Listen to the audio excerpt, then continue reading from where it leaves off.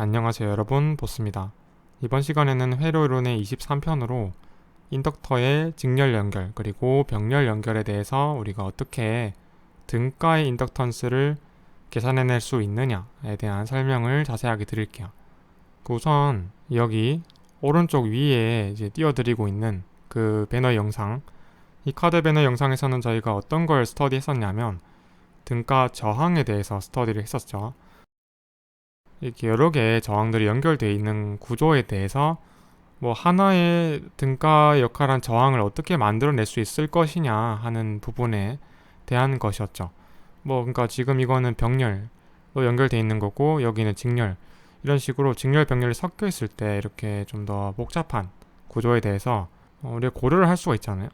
문제를 풀다 보면 예를 들어서 이런 구조가 있는데 이 오른쪽에 또 다른 소자, 뭐 또 다른 저항이라고 해볼까요? 그럼 거기에 연결된 저항이나 소자에 걸리는 전압 또는 흐르는 전류를 알고 싶을 때는 여기에 우리가 관심이 있는 거지, 이 여기는 지금 저항이 몇 개 연결돼 있고 어떤 구조로 연결돼 있고 이게 관심이 없잖아요.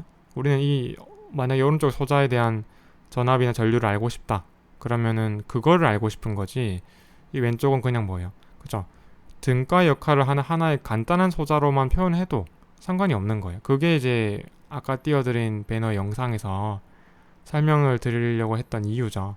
그걸 알아야 우리가 간단하게 이거를 변환시키고 그 옆에 여기 붙어있는 또 다른 우리 목적이 되는 타겟 소자에 대한 전압 전류 특성을 알 수가 있는 것이 훨씬 원활하게 알 수 있게 되니까 우리 그거를 알아내려고 했던 것이고, 그 영상에 설명드린 뭐 공식이나 개념을 이용하면 이렇게 하나의 등가 역할, 그러니까 다른 소자의 부분, 회로의 부분에는 똑같은 역할을 수행해내는 그런 하나의 저항으로 값을 만들 수 있느냐의 얘기였는데, 다름이 아니라 인덕터 그리고 인덕턴스에 대해서도 그게 가능하다는 거죠. 직렬 연결이라는 것은 같은 전류가 흐르면 그게 직렬 연결 상태인 거죠. 지금 이것도 이렇게 같은 전류가 흐를 수밖에 없다는 걸 뭐 키르호프 법칙에 대해서도 우리가 스터디 했었지만, 뭐 직관적으로도 이 같은 선으로 연결되어 있기 때문에 다른 전류가 흐를 리가 없죠. 그런데 그런 상태에서 왼쪽에 전압원, 이 소스라는 의미의 전압원을 VS의 전압값을 갖는 전압원이다 이렇게 해놓고 여기 있는 전류가 그 I만큼 흐른다 라고 생각을 해보죠. 자, 그랬을 때 이 인덕턴스의 각각의 인덕터의 인덕턴스들의 값은 다 다를 거예요. 그죠?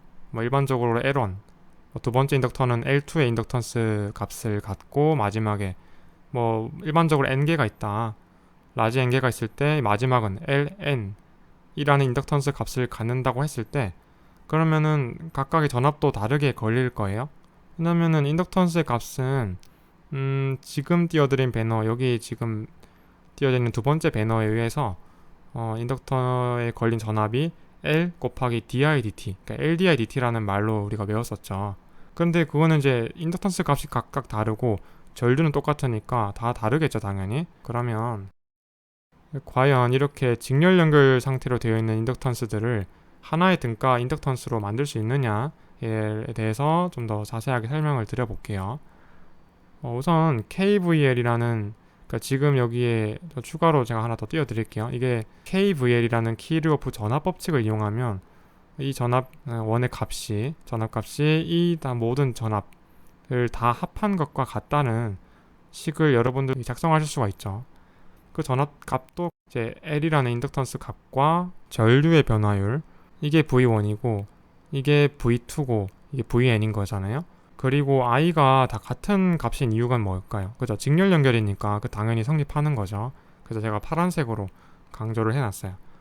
자, 그럼 이렇게 묶어낼 수 있다는 건 바로 보이실 거예요. 여러분들도 바로 확인할 수 있다시피 DIDT가 다 동시에 곱해져 있기 때문에 분배 법칙으로 이렇게 묶어낸다고 생각해 보시면 되겠죠. 이런 합의 결과로 나오게 되는데, 우리 애초에 이거를 하나의 등가 회로로 만들고 싶다는 목적으로 지금 이 계산들을 하고 있는 건데, 그러면은 이 하나의 등가 인덕턴스를 L, EQ라고 할게요. 자, 그러면 I는 동시에 똑같은 값이 흐른다고 가정하고 VS도 똑같이 걸린다고 가정했는데, 이 인덕턴스만을 이걸로 고체했을 때 다른 소자의 변함이 없어야 되니까 다음과 같이 식을 작성할 수가 있겠죠. 근데 제가 말씀드렸다시피 이건 등가잖아요.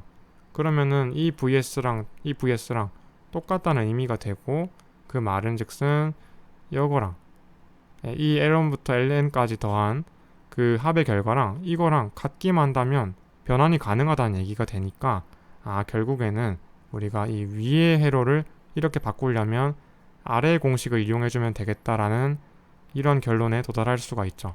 그래서 첫 번째 띄워드린 배너에서처럼 이 저항이 직렬 연결돼 있으면 그냥 더하면 그게 등가 저항이었잖아요. 이번에도 인덕턴스도 직렬 연결일 때 다 더하면 그게 등가의 역할을 하게 되더라라는 걸 알게 되었어요. 직렬이 아니라 다음과 같은 그림의 병렬 연결된 회로를 봅시다. 이것도 마찬가지로 꼭 3개만 있는 게 아니라 여기 생략된 부분이 있는 걸 생각해 주시면 돼요. 자, 왼쪽에는 일단 이번 전류원이 있다고 가정을 해보죠. 뭐 편의상 그냥 IS, 그러니까 소스의 역할을 하는 전류원이 있고, 그 상태에서 각각의 인덕터들이 있는 거죠. I1, I2 그리고 IN까지 봤을 때 각각의 전류가, 그러니까 각각의 인덕터에 흐르는 전류가 다 다른 전류 값일 거라는 걸 일반적인 예에서 알 수가 있죠. 그리고 인덕턴스 값들은 당연히 아까처럼 L1, L2 그리고 LN n번째 인덕턴스들 값까지 이제 다 표현을 해줄게요. 강조드리자면 전압은 같죠. 병렬 연결이니까. 자, 그러면은 이 상태에서 식을 또 작성해 볼 수가 있어요.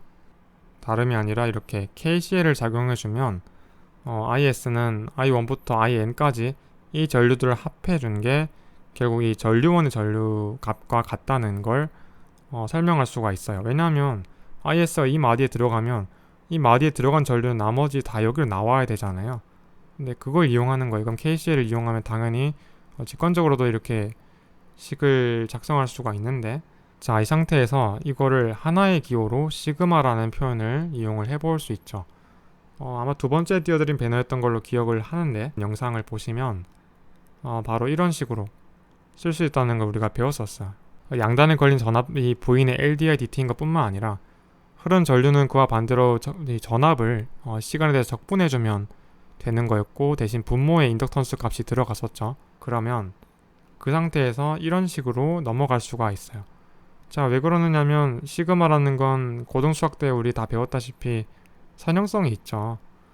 선형성이라는 거는 덧셈에 대해서 분리될 수 있고 뭐 상수를 밖으로 빼낼 수 있고 이런 거였는데, 그럼 그 선형성 때문에 이게 왜 이렇게 바뀌느냐? 네, 다름이 아니라 이게 상수니까요. 이 스몰 n이라는 인덱스에 대해서 이건 상수예요. 왜냐?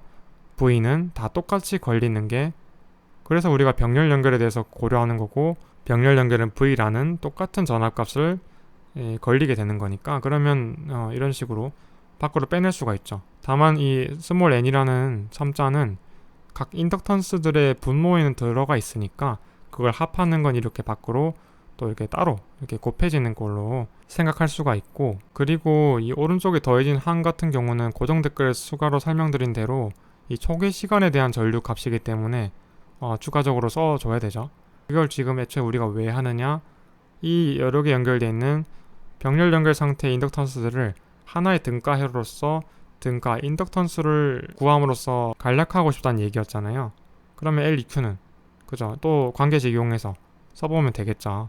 뭐 식을 세워보면 이제 IS라는 게 이거랑 같겠죠. 뭐 사실 고정 댓글에 써드린 이유 때문에 같은 방식으로 식을 써놓을 수가 있고, 하나의 등가 인덕턴스니까 그냥 분모에 하나 넣고 이런 식 써주고, 여기 옆에도 초기 시간에 대한 이 전류를 작성해주면 되는 거예요. 왜냐하면 이 여기 흐른 전류는 이 전류원에 의해서 흐른 전류랑 같죠.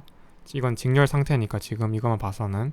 자, 그래서 이제 뭘 알 수 있느냐면 여기에 등가 역할하는 이것이 같은 정말 등가 역할을 하려면 이 수식과 이 수식이 이 IS로 연결된 것으로 인해서 같은 값을 가져야 되는데, 같은 의미를 가져야 되는데, 확인할 수 있는 거는 이거랑 이거랑 같은 의미예요, 이미. 왜냐면 아까 설명드린 대로 여기 있죠. 이 IS는 각각의 전류를 다 합한, 이거 다 합한 거였으니까 그 이유는 KCL이었고, 그럼 이 말 자체는 뭐예요? 이거랑 이거랑 초기 시간에도 당연히 같아야 된다는 걸 의미하잖아요. 그죠? 그래서 이 항은 이미 같아요. 근데 이 항이 전체적으로 같으려면 이 항이 이미 같으니까 이 앞에 항들도 같아야 된다는 걸 의미하죠. 자, 근데 보세요. 지금 이거는 상수죠. 같은 개수로 곱해져 있죠. 그래서 이 앞에 그러니까 n번째 인덕턴스 값, L 값들을 분수 형태로 다 더해준 것이 이 등가 인덕턴스의 분수 형태, 그러니까 분모에 넣고 역수로 취해준 이 형태가 겨우 이 형태랑 같아야 되구나. 그러면 정말 병렬 연결도 저항의 병렬 연결처럼 처리할 수가 있구나라는 결론에 도달할 수가 있어요. 왜냐하면 이 역수 형태가 역수들의 합에 같고, 그래서 제가 등가 저항 영상에서 설명드린 것처럼 저항의 병렬 연결은 역수들의 합의 역수라고 설명드린 것처럼 병렬 연결 상태에서의 등가 인덕턴스도 역수들의 합의 역수다 라고 말로 기억하셔도 되겠어요. 자, 그래서 이제 알아본 바로는 다음 영상에서 커패시터의 직렬 연결과 병렬 연결을 배우겠지만 인덕터에 대해서는 저항과도 같은 공식을 그대로 적용할 수가 있구나라는 걸 오늘 알아봤습니다. 네, 다음에 이제 설명드리겠지만 커패시터에 대해서는 좀 달라요.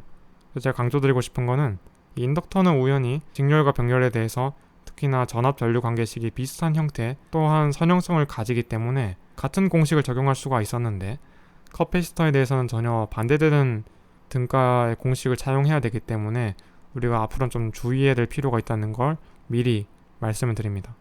그래서 이번 영상 이렇게 마무리하고 다음 영상에서 또 뵐게요. 항상 감사합니다.